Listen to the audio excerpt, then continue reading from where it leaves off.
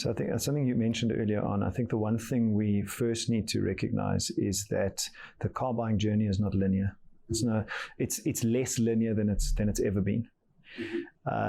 In years gone by, there would be a linear process because you were subject to the physical world.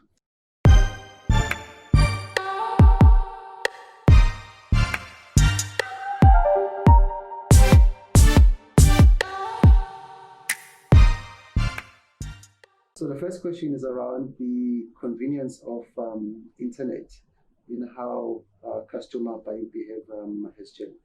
Internet being, people are spoiled because of online shopping. So they expect buying big price item like cars to be the same as well. So my question is, how has the internet changed the way the customer search for new cars? So I think that's something you mentioned earlier on. I think the one thing we first need to recognize is that the car buying journey is not linear. It's less linear than it's ever been.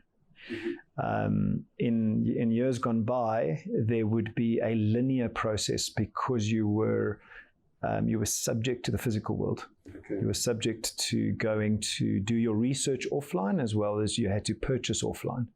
So therefore it was cumbersome. So there was a particular linear path there from what causes you to want to change your car, which I see as one of your questions, to the actual moment of truth or the purchase of the car. What's happened with the internet has caused two things. It's caused transparency. We'll get into what transparency it's caused. And the internet has caused anonymity. So if we had to just fixate on transparency for a second, what is becoming transparent? And that's where we have to, I think, distinguish between three things. One, internet users in South Africa that have little experience, and internet users in South Africa that have more than 3 to 5 years experience. So we know that there are about 31 million people online in South Africa, maybe 10, 12 million people that have jobs. So that means there's 2 times the number of people that are online versus those that have jobs. So we can only really talk to the ones that have jobs because those are the ones that can buy cars, but the rest are pent up potential if the economy turns. So when it comes to those people that are online that have jobs that can buy cars, and those that haven't got experience or have got experience, anonymity plays a massive part in the change in that car buying journey, because as the consumer is more and more anonymous. So you imagine you go online today, you trust the internet, you trust things, you then get spammed. Now you think to yourself, well, I don't want to be, I don't want to let people know who I am. People go through that cycle and then eventually they're okay with it. So, we all become okay with not being anonymous eventually. But at the moment, the consumer is much more anonymous than they've ever been. So that anonymity of the consumer coupled with transparency of the internet, what is becoming transparent? Pricing of cars is fully transparent, and I'll tell you about how I think about that in a second. So pricing of cars is fully transparent. Demand and supply data is becoming transparent. So you'll see that in that car industry report that I gave you a second ago. Demand and supply data is the next thing that's going to become transparent. So then there's 2 forms of this kind of transparent data. The first kind is dumb data. Dumb data is everything is transparent from a dumb perspective. Now, what I mean by dumb data is you can go and you can see every price of every car on marketplaces like AutoTrader. You can go and see every price of every car. But it's very, very difficult to get pricing trends. It's very difficult to get inflation trends, particularly on used cars.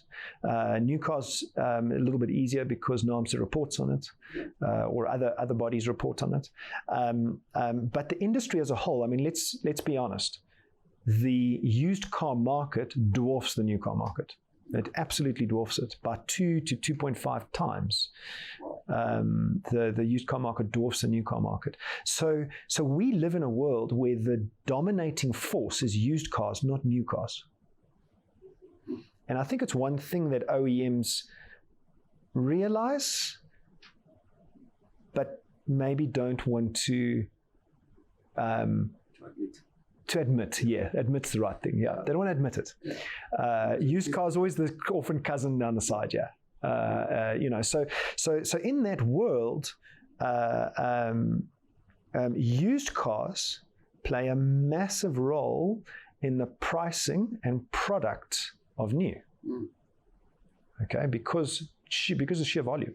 So that's dumb data from a pricing point of view. And where does the consumer go to get his insights? Used cars. Yep. Everyone aspires to drive a brand new car, brand new smell, all that stuff.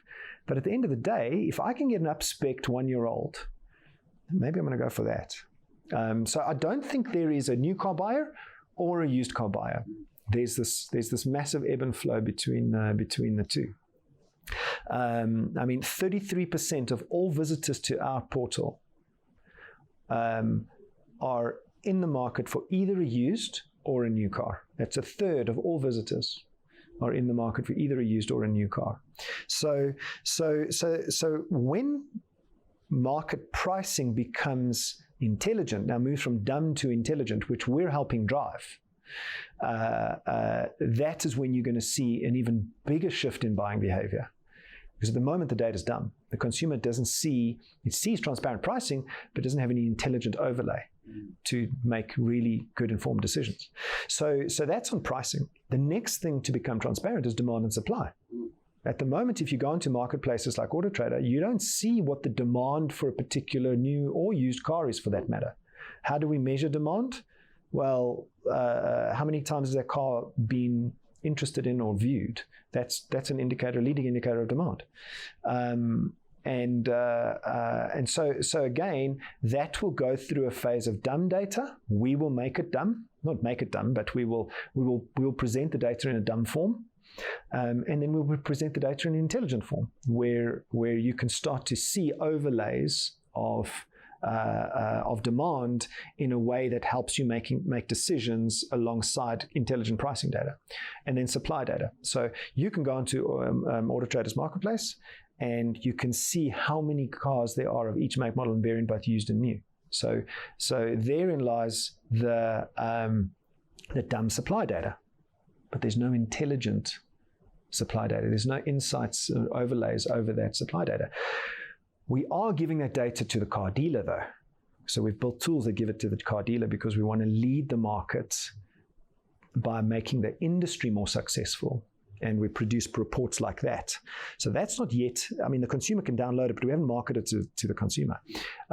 So our view is take this dumb data, turn it into intelligent data, put it in the hands of the industry, then put it in the hands of the consumer. That's the path. So what does that do? It makes the consumer, that's the buyer, you can see the sophistication. You like more and more as this transparency occurs and anonymity continues, the consumer becomes more and more intelligent about how he buys. Okay. And at the moment, it's still a world where the consumer buys in an anonymous world using dumb, transparent data. So that's the world we find ourselves in. Where are we going? Okay. A transparent world, sophisticated internet user in a data transparent world with intelligent data. Okay. Now you can imagine what happens to the following principle. Historically, you spoke about right at the beginning. Consumers used to research offline, purchase offline, almost linear process. Now consumers went to this world of researching online, purchasing offline. So they'll do all their research online, then they'll pitch up. So what we found was this research online, purchase offline caused consumers to visit from up to 5 dealers about 6 or 7 years ago before they bought a car. Now they visit somewhere between 1.5 and 2 dealers before they purchase a car. The millennials visit 1 dealer. They'll choose the car, they'll go there, they'll buy it. and then and that's deal done.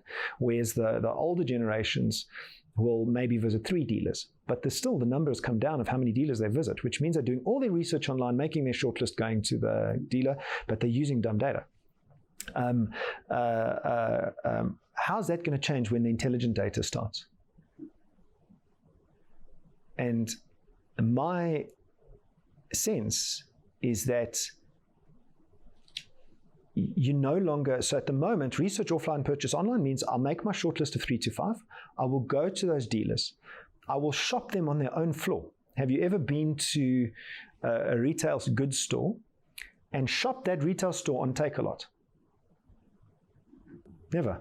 Or done a check to see what other stores might be selling that product for, a commoditized product, to check the price. Okay, so you price check on the floor. Exactly, price check on the floor. So what that's caused is the flip side of this research online, purchase offline. Now what consumers are doing is they're researching offline. So they're going in an anonymous way, going to check out a couple of cars without making themselves known. They're going back to do research online, shortening that list even more, and then going back to buy the car. So but how long is that journey now? It's still just 1 month? No, so the journey is 6 months. So it takes from what we call need arousal to the point at which someone actually purchases a car is our last piece of research shows 6 months. 6 months, and they're spending approximately, I have to look at the research, but I think it's 36 hours during that whole process. I'm quite, wish I should have spoken to you. I like how you differentiate between dumb data and intelligent data, because that explains how the trend has changed, which is exactly what I'm looking at, because all of that is influenced by internet. And then, but then you need to provide that data that will help the customer to be able to navigate through the data that's available in order for him or her to make a decision. Yes, so only marketplaces can provide this data, unfortunately. Or fortunately, I just happen to sit inside a marketplace, but only marketplaces can provide this data, because in order to be a proxy for the market, you have to at least have more than 85% of the supply, demand, and price. If you've got more than 85% of the supply, demand, and price, you can begin turning dumb data into intelligent data. Unfortunately, a car dealer group, an OEM, even a data business that doesn't see all of the data that the consumer sees won't be able to provide this kind of data. Okay. And I mean, I'm not going to mention their names, but there are parties or companies in the market that don't see the consumer demand, supply, and price data, that are providing data to the market, but that's why that data is not trusted, is because they're not seeing. So I like to look at the market, look at the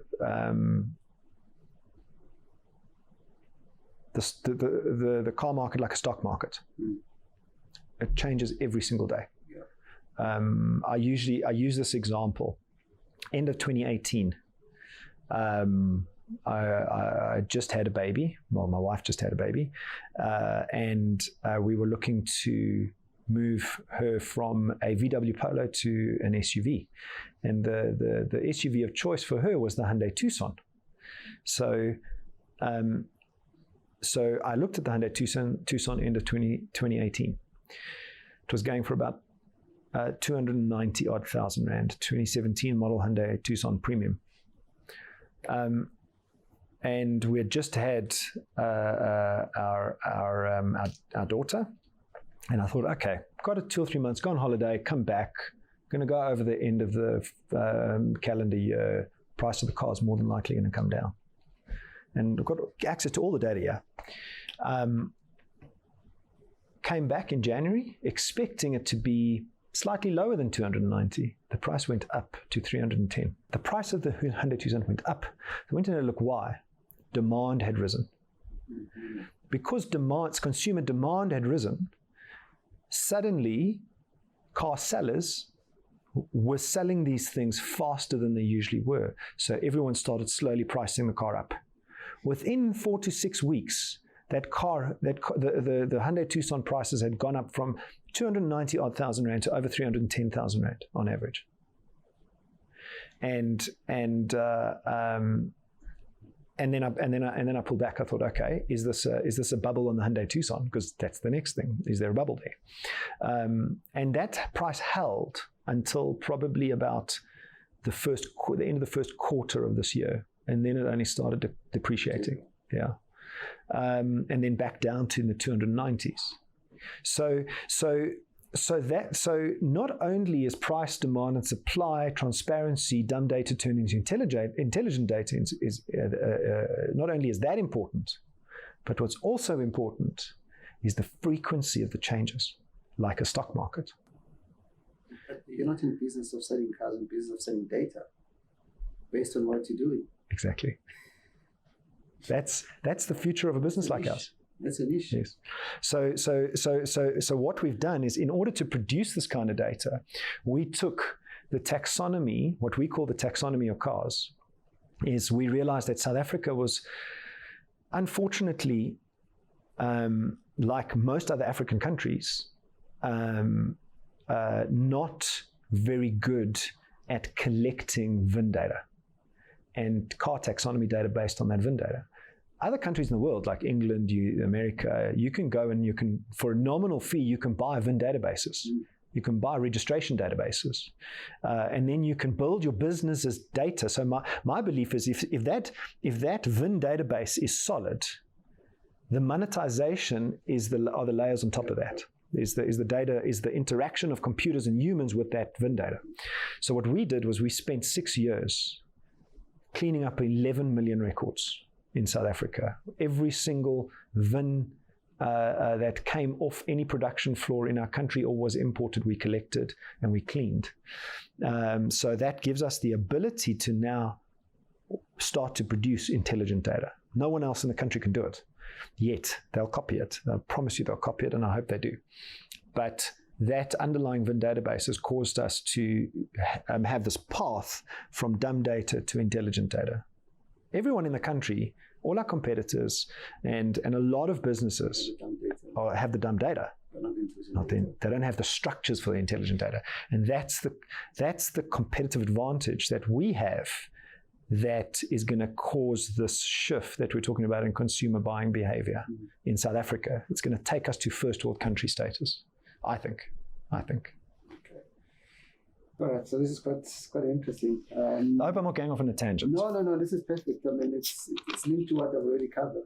I need to go back to my first few chapters and see how do I add it. And the second question was, I think you might have partly answered it. What do you think?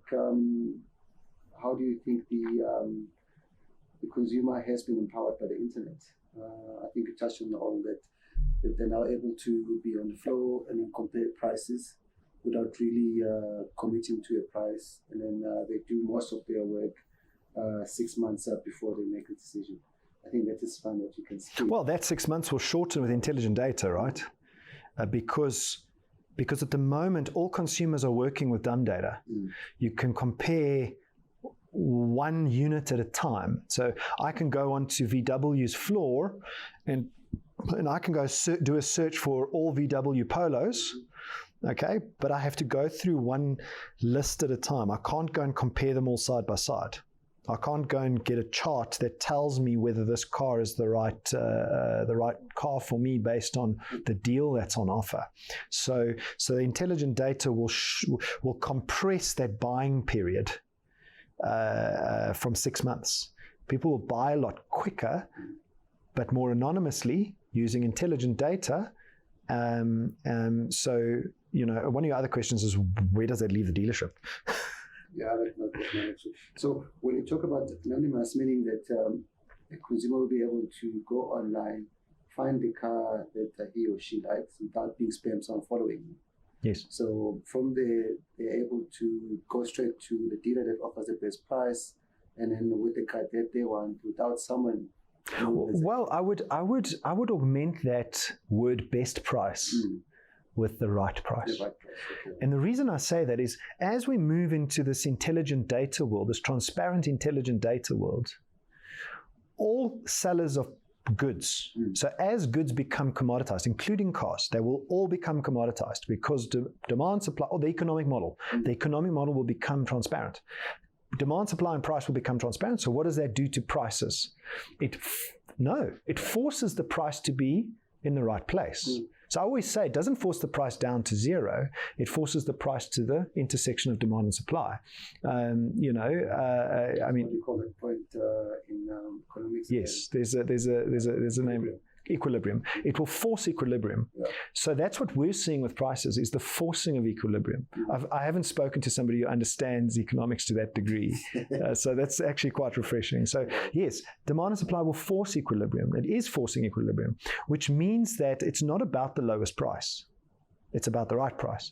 The consumer will get the right price. He will find out whether this car is at equilibrium. And if the car is at equilibrium, the sale's done.